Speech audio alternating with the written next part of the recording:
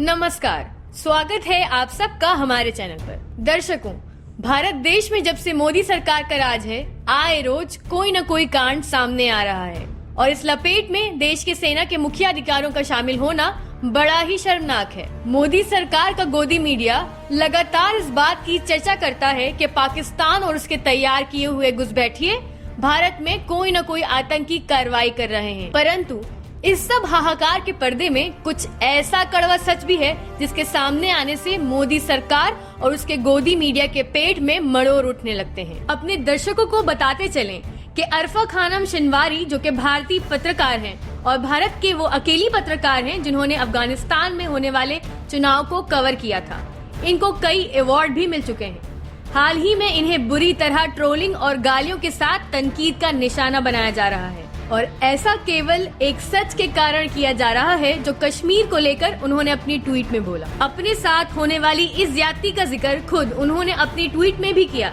जिससे हमारे दर्शक अंदाजा लगा सकते हैं जब कोई भी इनका सच विश्व के सामने ले आए तो मोदी सरकार और उसका गोदी मीडिया नीच हरकतों पर उतर आता है, मानो जैसे कुत्ते को घी हजम नहीं होता ऐसे ही उनको सच। परंतु अब मरोड़ उठे या जी मत लाए, हम तो अपने चैनल के द्वारा करके रहेंगे सबके काले करतूत बेनिकाब। खबर के अनुसार मुंद्रा पोर्ट पर पकड़ी गई इंडिया की अब तक की सबसे बड़ी ड्रग स्मगलिंग, जो 3 टन अफगानी हीरोइन है और जिसकी कीमत का अंदाजा 15,000 करोड़ के लगभग लगाया गया है, जो स्मगल की गई अफगानिस्तान से भारत देश में, और इसमें पूरी तरह शामिल हुई भारतीय नौसेना के साथ बॉर्डर सिक्योरिटी फोर्स।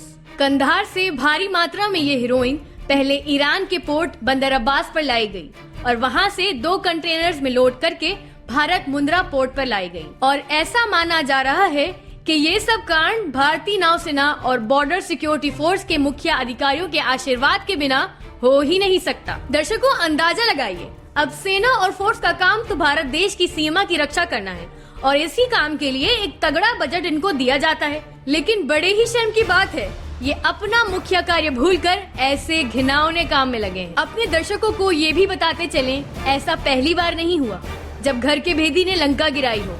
इससे पहले भी इस देश के सपूत ऐसे घिनौने कांड कर चुके हैं। 2008 में जेबू डी मैथ्यू, जो कमांडेंट बीएसएफ थे और उन पर बांग्लादेश बॉर्डर से स्मगलिंग के बदले लगभग 45 लाख रुपए रिश्वत लेने का आरोप था और उन्हें उन रुपयों के साथ उस समय पकड़ा गया जब वो शालीमार एक्सप्रेस से अपने घर केरला की ओर जा रहे थे। 2020 में बीएसएफ के कर्मचारी सुनीत कुमार को ड्रग स्मगलिंग के आरोप में पकड़ा गया, जिसके कब्जे में 30 किलो हीरोइन मिली थी। ऐसा बहुत मर्तबा हो चुका जब गोदी मीडिया ने चिल्ला कर खबर ब्रेक की कि हमारे बीएसएफ ने पाकिस्तानी ड्रोन मार गिराए जो उनके अनुसार ड्रग स्मगलिंग कर रहे थे। चले मान लिया ऐसा हुआ होगा, परंतु कितनी मात्रा में ले आया होगा एक ड्रोन? 1 किलो? 2 किलो? जनता की आंखों में धूल झोंकने का जो ड्रामा रचाया जा रहा था, इसका अब अंत हुआ चाहता है। असल किरदार तो अब सामने आए।